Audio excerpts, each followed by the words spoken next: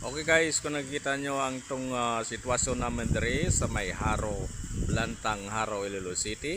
Ito ang sitwasyon ng school dito, ng elementary school.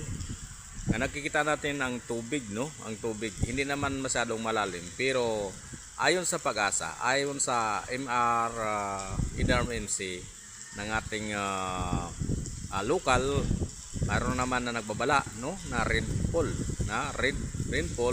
karong umaga ng alas 11 ng tanghali, magkakaroon naman ng malakas, no? So I hope na hindi ito lumakas pa dahil marami tayong mga kababayan na magkawawa, no? So mga malalim na lugar dito ay magkakaroon ng baha. So kawawa naman. So Lord, help me, no?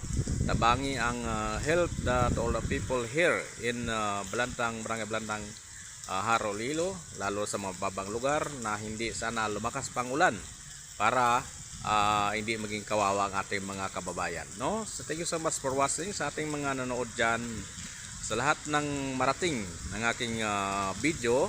Thank you so much. Paki-subscribe, paki-like, paki-share ang ating paki-follow, no? Sa ating mga viewers dyan, sa lahat ng mga nanonood, no?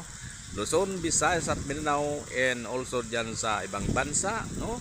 Sa buong mundo na marating na aking video, paki-like, paki-share, paki-subscribe, no? Para magkaroon tayo ng maraming views. So thank you so much for watching.